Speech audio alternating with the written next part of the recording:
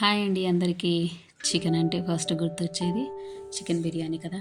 ఎప్పుడు చికెన్ బిర్యానీనే కాకుండా చికెన్ బిర్యానీ లాంటి టేస్ట్ ఉండాలి. అలాగే మనం చేసుకోవడానికి చాలా సింపుల్గా అయిపోయేలా ఒకసారి ఇలా చికెన్ పులావ్ ట్రై చేయండి. టేస్ట్ అయితే చాలా బాగుంటుంది. ఫస్ట్ అయితే ఇక్కడ నేను 1.5 గ్లాసు బాస్మతి రైస్ తీసుకొని వాటిని వాష్ చేసుకొని పక్కన పెట్టేసుకున్నాను. ఇక్కడ నేను తీసుకున్న చికెన్ అయితే 1/2 కేజీ కంటే కొంచెం ఎక్కువగా ఉంది. అందులోకి 1.5 స్పూను అల్లం వెల్లుల్లి పేస్టు, అలాగే హోల్ బిర్యానీ మసాలాస్,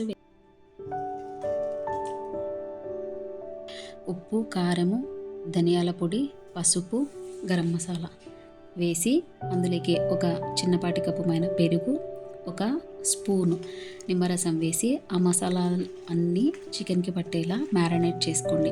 మ్యారినేషన్ అయితే మొత్తము మనం చికెన్ బిర్యానీకి ఎలాగైతే చేసుకుంటామో అలానే ఉంటుందండి.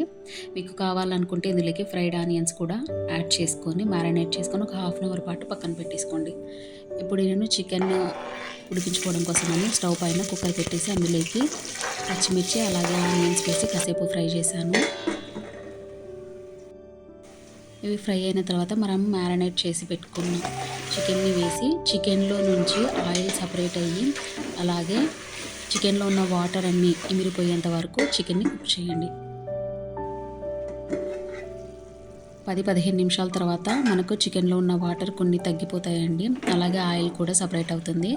ఆ టైంలో ఒకసారి మొత్తం మిక్స్ చేసుకొని మనం ముందుగానే నానబెట్టుకున్న బాస్మతి రైస్ని వేసేసి ఆ బాస్మతి రైస్ కూడా కాసేపు చికెన్లోనే ఒక 5 మినిట్స్ పాటు ఉడికించండి.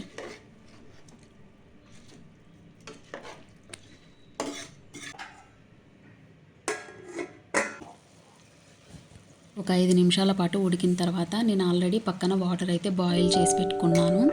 వాటర్ క్వాంటిటీ అయితే ఒక గ్లాసు రైస్కి 1.25 వాటర్ని వేసుకోండి. కుక్కర్లో చేస్తున్నాం కాబట్టి కొంచెం వాటర్ తక్కువ వేసుకుంటేనే మనకి రైస్ అనేది పొడి పొడిగా ఉంటుంది. తర్వాత ఇందులోకి మనం ముందుగానే చాప్ చేసి పెట్టుకున్న కొత్తిమీర, పుదీనా వేసి అలాగే కొంచెం ఒక స్పూన్ నెయ్యి వేసి ఇప్పుడు సాల్ట్ సరిపోయిందో లేదో ఒకసారి చెక్ చేసుకొని సరిపోకపోతే కొంచెం సాల్ట్ వేసేసి కుక్కర్కి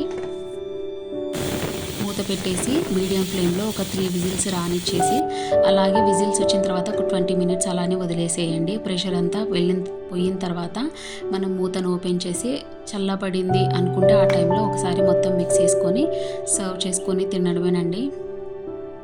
మీకు కనుక ఈ వీడియో నచ్చితే లైక్ చేయండి, షేర్ చేయండి, అలాగే ఛానల్ని సబ్స్క్రైబ్ చేసుకోండి.